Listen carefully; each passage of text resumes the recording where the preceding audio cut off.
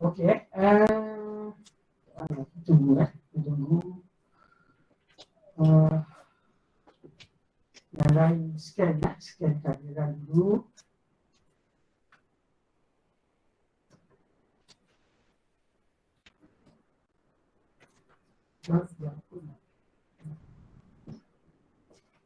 Semua sini dah ni dah ambil pelajaran.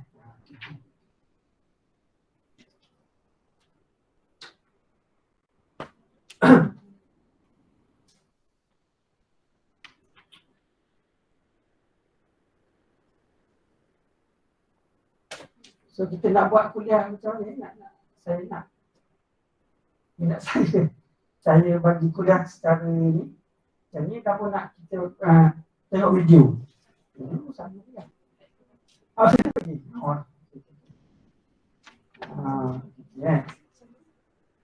Menyepai apa aja. Tapi pas saya ajak punya apa? Video saya pilih video kan, Oliver kan. Video tu sampai dekat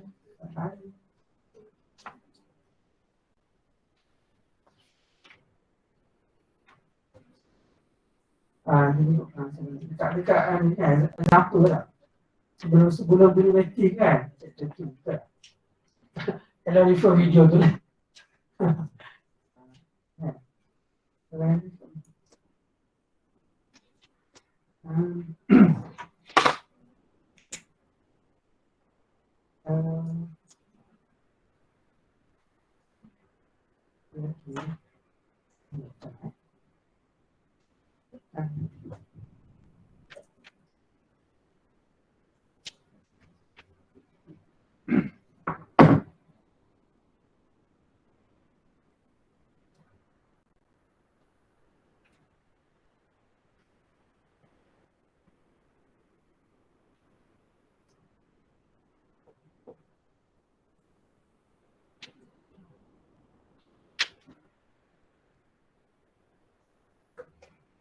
Okey, sebelum tu saya nak maklum lagi sekali lah tentang kuis kuis saya plan kan saya nak jadualkan dia pada tarikh 21 2 minggu lagi boleh atau nak lambat sikit pun boleh minggu 21 4 ni minggu 6 minggu 7 pun boleh minggu 7 sebelum balik raya kan. Jadi saya ajak ke minggu 6 dapat minggu 7. Tapi dia punya ni kuis ni tentang tajuk satu. Tajuk satu kan. Soalan dia simple je dalam 20 soalan. 20 soalan objektif. Kan. Tapi tajuk satu lah. Terus saya kata begitu boleh buat minggu 6 sebab tajuk satu kita dah habis kan. Kita dah habis belajar minggu lepas kan. Dia pun dah buat assignment. Saya okey lah tu. Kita boleh buat lah. Kita boleh buat kuis lah. Yang ada minggu 6 kan. Nanti minggu 7 nanti ada ujian lain pula kan. Yang lepas raya pun mungkin ada ujian ataupun kuis usulan kan. Ini tentang kuis. Yang dekat online dengar suara ni. Saya tak saya tak dengar di sini kan. Dia tak dengar lah kan. Saya mute kan.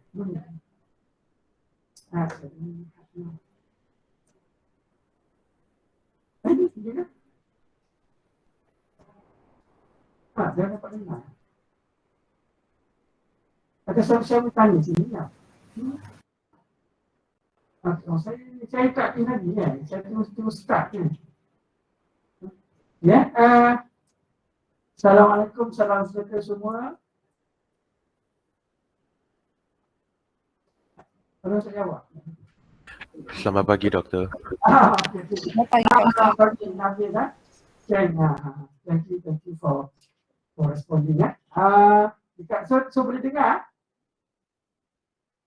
Boleh doktor. Boleh ya? Nabil, cek. Boleh doktor. Itu. Saya ada dua ni lah kan. Oh, satu grup dekat online satu grup kan. Oh, di pengalaman baru, pertama kali tu saya kan. Tak pernah kan. Kedua dia biasa sama ada dua kaedah. Kaedah yang lama itu conversionnya secara bersemuka. Satu lagi yang secara online satu patung kan. Yang ni kaedah apa kita ni? Hybrid. Macam ni kan.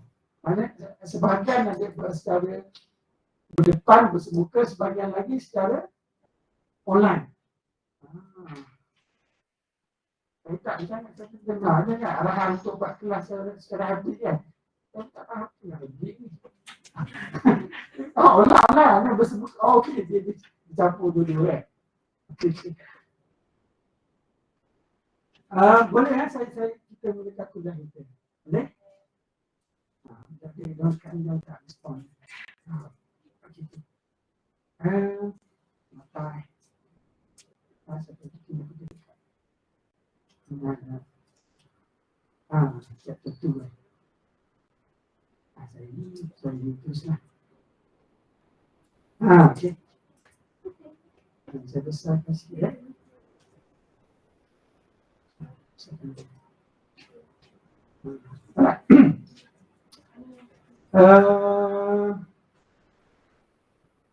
Okey, mudah kan? Chapter 2, limit-limitnya.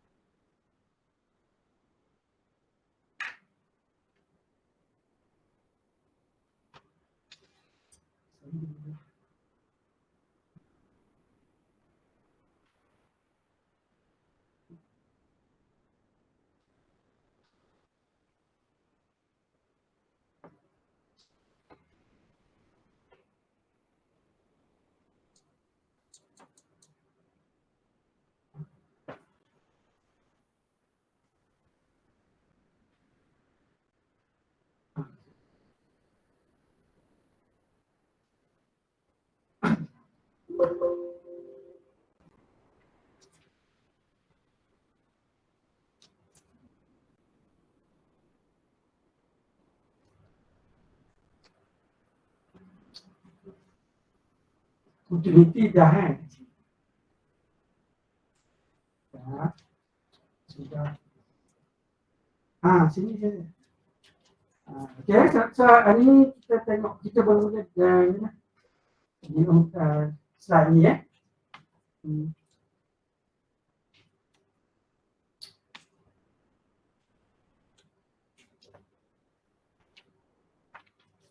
So yang lepas tu sebab saya refer video saya tu lah.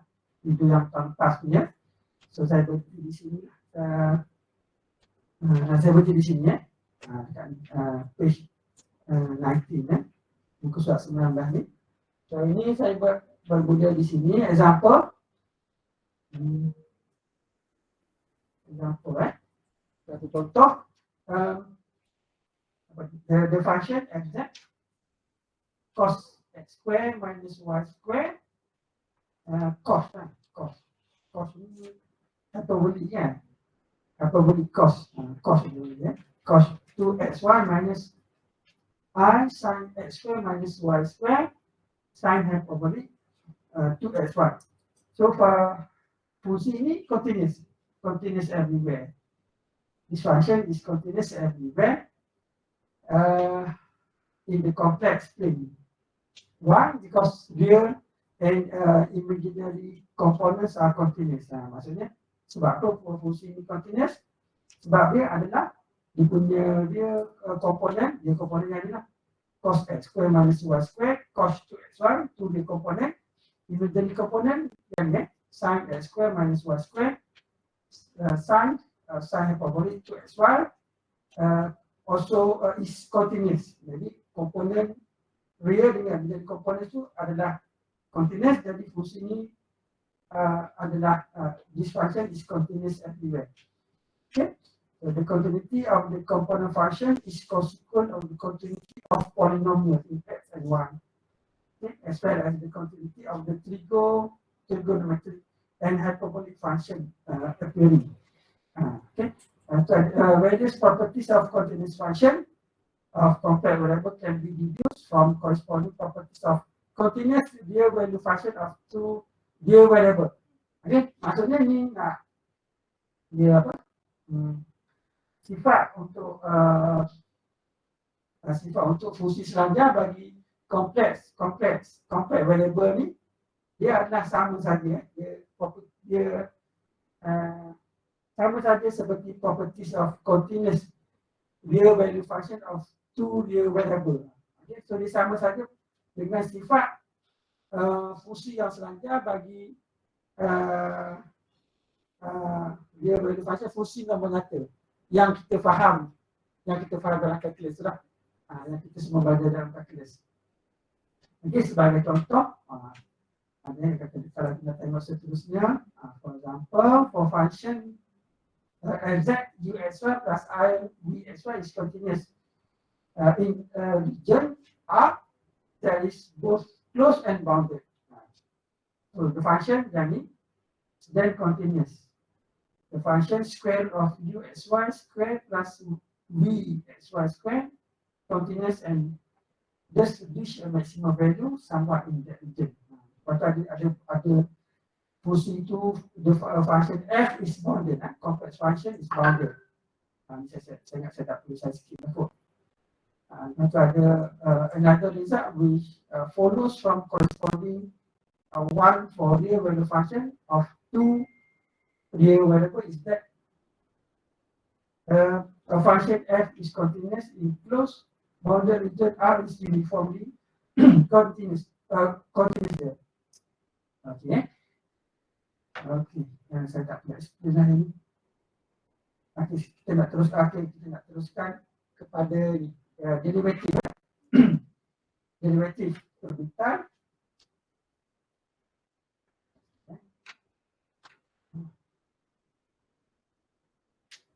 Okey, so sekarang kita nak tengok derivatif for complex variable.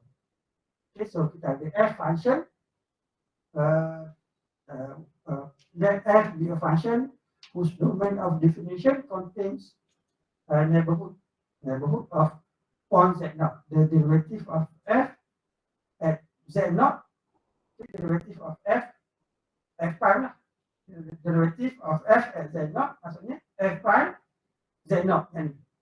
Ya. Okay. Return f prime z naught is defined by this equation or equation 1. Jadi ini kita ada definition for derivative at z naught by using the concept of limit lah. Kita define derivative itu gunakan konsep limit. So f prime z naught sama dengan limit z goes to z naught fz minus fz naught over z minus z naught. Tapi yang ni saya ingat dalam kalkulus pun sama juga saya rasa. Betul tak? Limit. Maknanya derivatif of f at x ataupun x naught. Saya tak lupa dah dalam kalkulus kan. Ya, saya dah belajar kan. Maknanya jadi f prime x naught sama dengan limit. Betul. X goes to x naught. Kan? So saya ingat sama saja seperti dalam kalkulus lah. Okay, provided this limit exists. Okay, so maksudnya f prime z naught ni kita boleh kita define dia sebagai limit fz minus fz naught over z minus z naught. Okay, limit z goes to z naught. Maknanya limit ni kena wujud dulu lah, kena wujud dulu, barulah kita boleh dapat definition f prime z naught. Okay. Then the function f is differentiable at z naught when its derivative at z naught exists. Maksudnya kalau terbitan itu wujud pada z naught, jadi kita katakan fungsi f itu adalah terbezakan pada titik z naught. Okay. Okay, by expressing the variable z in definition 1 in terms of new complex variable. Okay, delta z z minus z naught.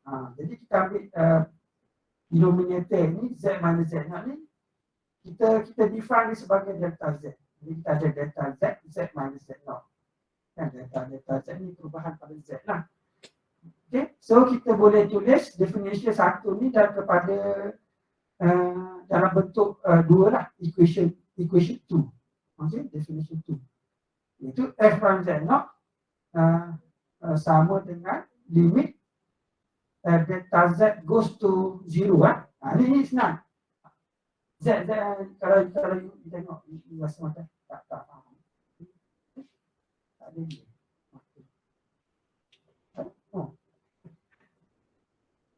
Tak ada macam ni saya bawa. Ini senang. Ini z goes to 0 ni maknanya kita akan dapat delta z goes to 0 lah. Kalau saya boleh tunjuk z arrow z naught, you ambil z tolak z naught, ini z naught tolak z naught. Jadi z tolak z naught goes to 0. Sebab tu z tolak z naught tu delta z. Saya tulis dia. Saya nampak ni. Ini buat kena ada mata tulis sini kan. Sebab tu sini delta z goes to z, sini z goes to z naught. Sini kita tengok ni kan.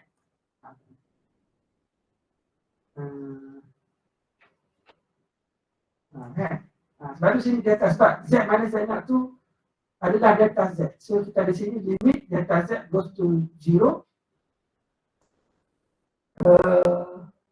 Ini akan jadi apa ni? Z adalah z, sini kita akan dapat f z naught plus delta z. Sini lah kan ni. Daripada ni. Kan? Itu z delta z minus z naught jadi z delta z tambah z naught kan, z naught tambah delta z. So kita dapat ni ni sama lah, minus f z naught over z minus z naught adalah delta z. Okay, so definition tu ni adalah daripada definition 1 lah.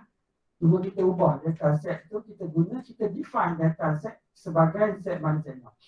Okay, note that because f is defined throughout a neighborhood of z naught, the number f z naught plus delta z is always defined for modulus delta z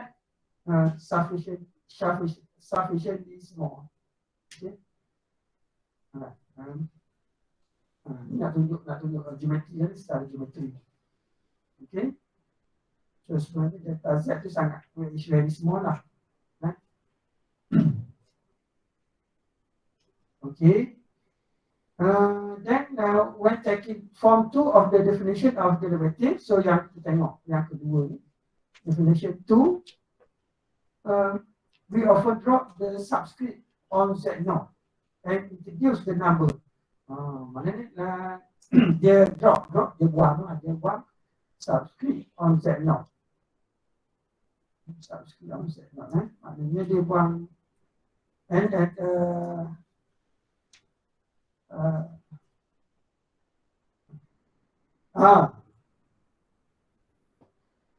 dia buang subscript, maksudnya z naught tu yang z naught yang ni lah, yang kosong lah, z kosong. Dia buang subscript kosong jadi z lah. Istilah z kosong diguna z. Itu maksud dia drop subscript on z naught tu, dia buang. Disebut z naught, tapi kalau kita sebut ni kita kosong kan. And introduce the number delta w. Delta w adalah fz plus delta z minus fz. So yang ni kemudian dia define lah. Dia define ni yang numerator ni sini, fz naught plus delta z minus ni fz naught ni. Lepas tu dia, jadi dia dah drop kosong tu pada z naught tu, jadi z naught tu tukar jadi z lah. Jadi fz plus delta z tolak fz lah. Jadi fz tambah delta z tolak fz tu adalah adalah delta W. Okay. Then which denote the change in the value of f corresponding to a change delta z in the point at which f is evaluated. Okay. And then if we write delta W over delta Z for f prime Z, equation 2 becomes, then daripada equation 2, jadi ni pula, the dW over dz. Okay. dW over dz is equal to limit delta W over delta Z goes to 0. Jadi dW dz ni f prime Z lah. Derivatif lah. Okay. Okay, kita tengok contoh Tengok contoh baru nampak kan. Example 1. Suppose Fz Z square. Okay, kalau tak gunakan definition of derivative, memang kita tahu dah f prime Z apa dia. F prime Z. Kalau Fz Z kuasa 2. Dia kurang terbitan dia. 2Z kan. Kita tahu dah terbitan dia 2Z. Tapi sekarang kita nak gunakan definition yang ni.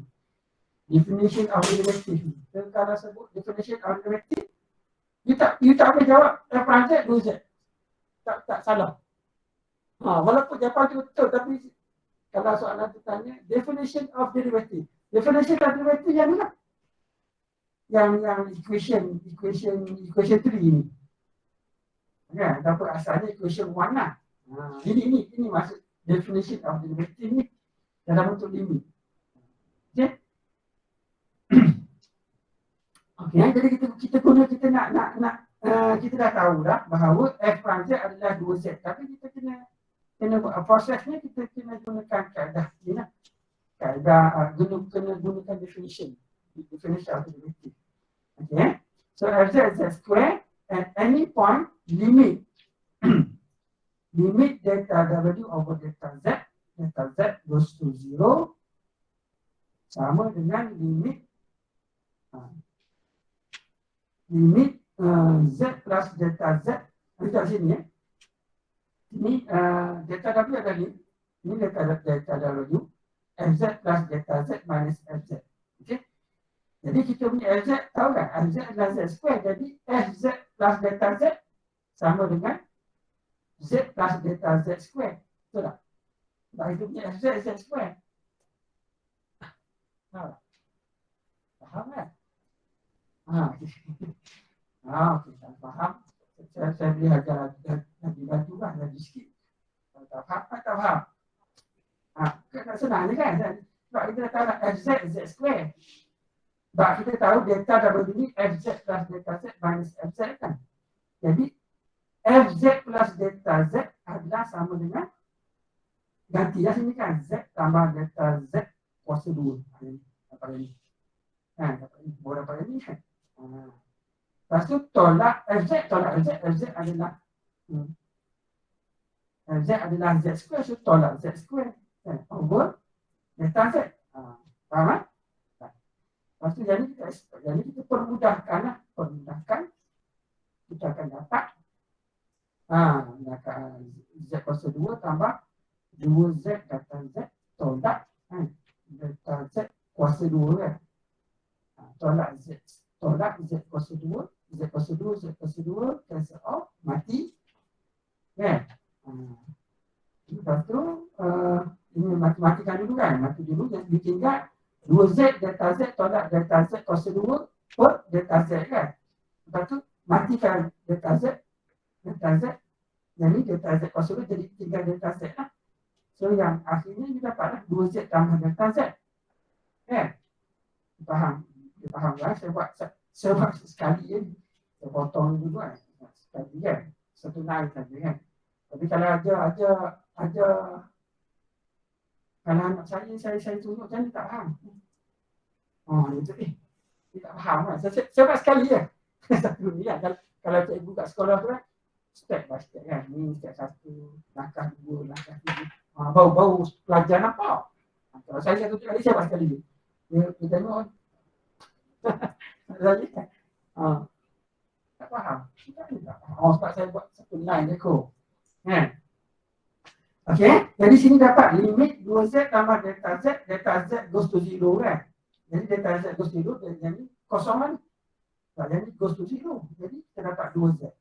Okey, so betul lah. Kita punya terbitan F ataupun F prime Z adalah 2Z. Okey, jadi prosesnya macam ni lah.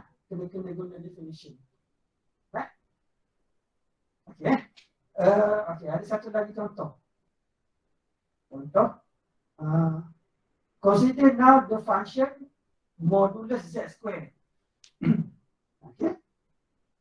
Z modulus Z square, kita nak tengok dia punya derivative tapi dapatnya derivative it's not exist dw or dw dz it's not exist dapat dia lah. Kita tengok macam mana prosesnya macam mana. Okay, so kita nak dapat dw over dz Okay, kita tengok delta w over delta z. Delta w over delta z sama dengan jadi kita punya delta w adalah ni adalah ni. Ni.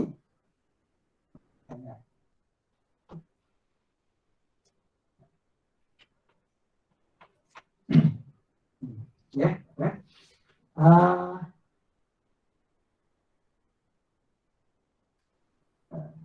delta W adalah Fz plus delta Z tolak Fz. So yang ni akan jadi ni Fz kita adalah modulus Z square kan.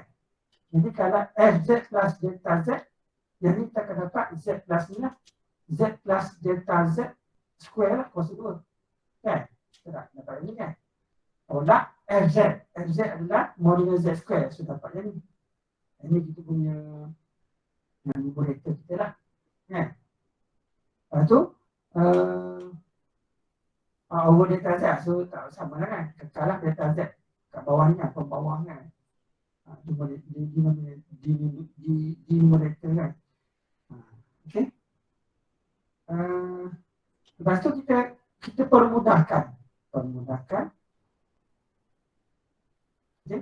So ini kita guna property of modulus. Ya, property of modulus itu kita ada modulus Z sama dengan modulus Z darab Z bar. Z satu.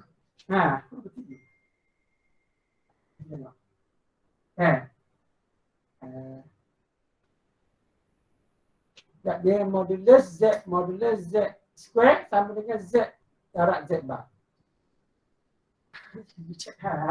Guna property tu lah. Guna property tu, you akan dapat ni. Kita akan dapat ni. Sepakat kat ni kan.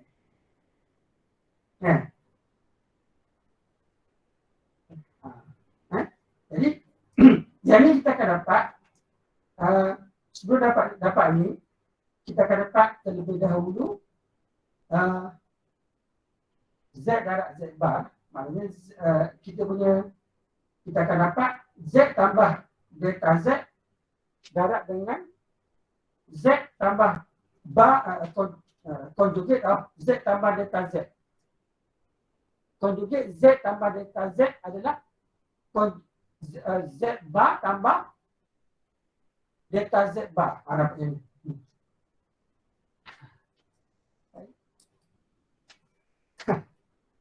Tak boleh tunjuk kan? Tangan juga tapi ni tak ada. Apa marker kan? Tahu kan? So dapat ni, kita akan dapat ni. Z tambah delta Z darab dengan terlebih dahulu you akan dapat darab dengan bar Z tambah delta Z. Bar kan conjugate Z tambah delta Z.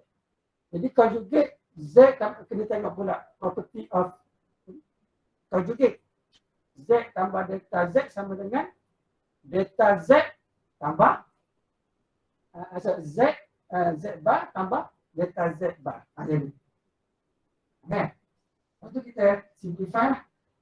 Simplify, dia akan dapat ni. Akhirnya kita akan dapat ni. Z bar tambah delta Z bar tambah Z. Kalau delta Z bar over delta Z. Okay. Lepas tu kita nak check adakah limit bagi delta W, delta Z ni exist. Okay. So kita assume limit delta W over delta Z exist. Soalan dia nak tahu adakah limit delta W over delta Z exist. Itu soalan dia. Tapi dia assume dulu bahawa if the limit of delta W over delta Z exist, maksudnya dia assume lah tu. Dia assume bahawa limit delta W over delta Z exist. Okay, wujud. Jadi it may be found by getting the point delta Z. Delta Z adalah delta X, delta Y. Okay, point delta Z itu adalah titik delta X, delta Y. Okay, so kita ambil point delta Z, approach the origin in the delta Z plane in any manner. Jadi kita ambil satu titik delta Z, dia menuju ke titik asalan origin pada satah delta Z lah. Ini sini bawah ni. Okey, dah sini. In any manner maksudnya in any direction lah. Okay, so in particular when delta Z approach the origin horizontally.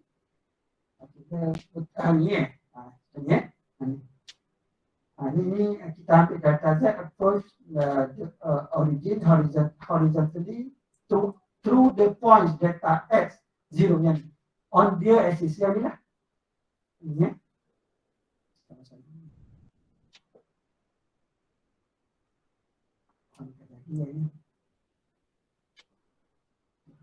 Ini ya. Nampak ada tak titik delta X 0 ni. So kita ambil titik delta X 0 approach the origin 00 ni secara horizontally. Saya horizon isyarat memufuk horizontally, vertical menegak. Okay. So we may write delta Z bar is equal to delta Z. So hence the limit of delta W, delta Z exists. Its value must be Z bar plus Z.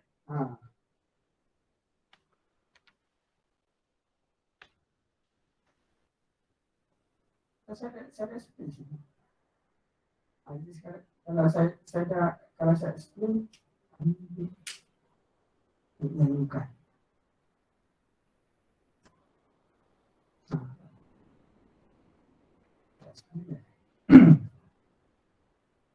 Okay.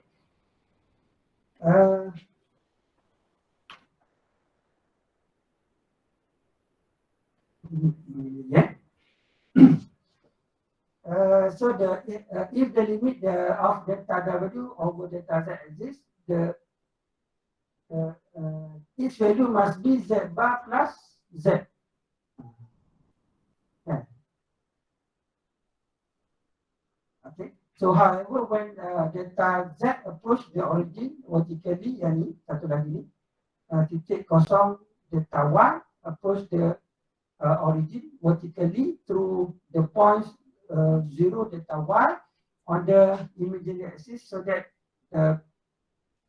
the bar delta Z is equal to negative delta Z. So we find that the limit must be Z bar minus Z if it exists. Okay. So since limits are unique, it follows that dia ada terbitan lah. Tadi saya tak ada terbitan. Jadi so since limits are unique, it follows that Z bar plus Z mestilah sama dengan di sini ada dua limit lah. Satu kita ambil yang kita consider titik delta X 0 approach the origin horizontally, kita dapat dia punya limit adalah Z bar tambah Z, sebab ni lah bar delta Z sama dengan delta delta Z ni. Okey.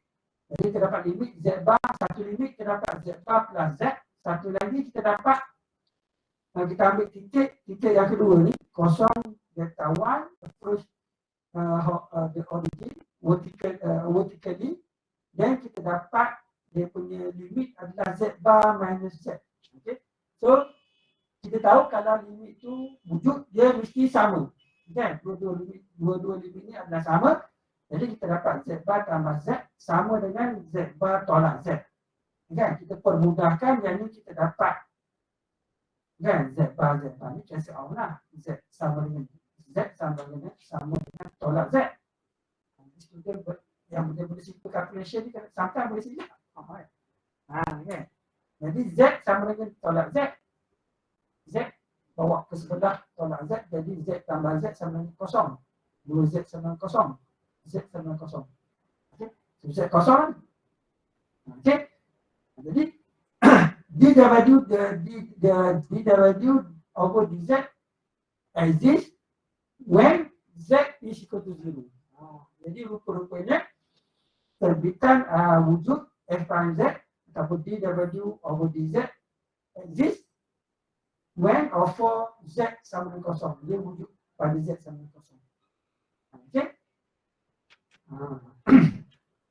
Okey. Kenapa tadi tapi saya tak explain tadi kenapa dia dapat Z bar tambah Z kan. Satu lagi kita dapat limit Z bar tolak Z. Tu you boleh fikir.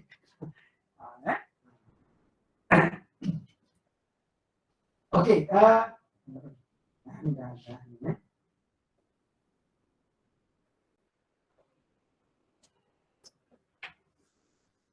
ni. Oh, ini yang tadi. Ya. Ini satu lagi contoh. Apa nak contoh?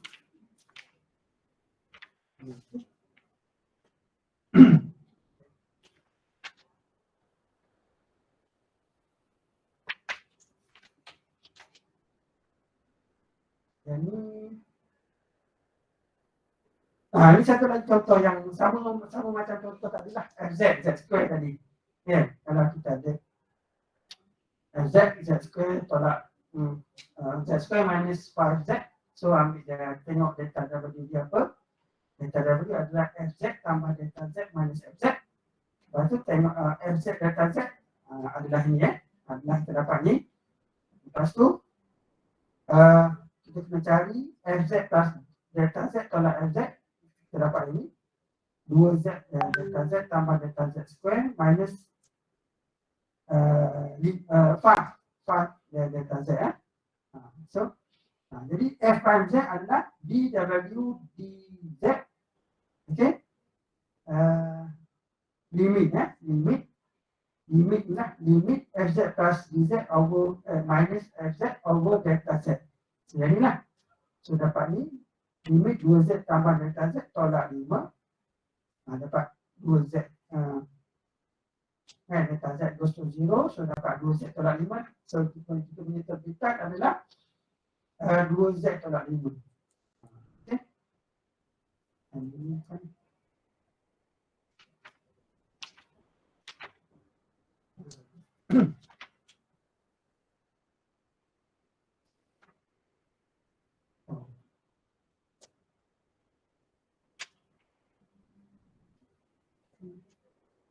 Oh, ini satu lagi contoh.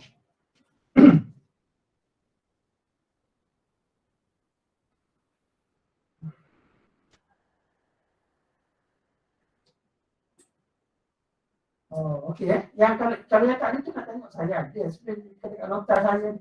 Tapi saya kena tutup lagi. Nak explain boleh kan? Yang tadi kenapa dapat tu tadi. Tapi boleh cuba dulu lah. Tapi nota saya ada, tapi sini tak ada. So kamu tak ada. Tak ada. Tak scan. Tak apalah. Alright. Okey, ada satu lagi contoh. Banyak contoh kan.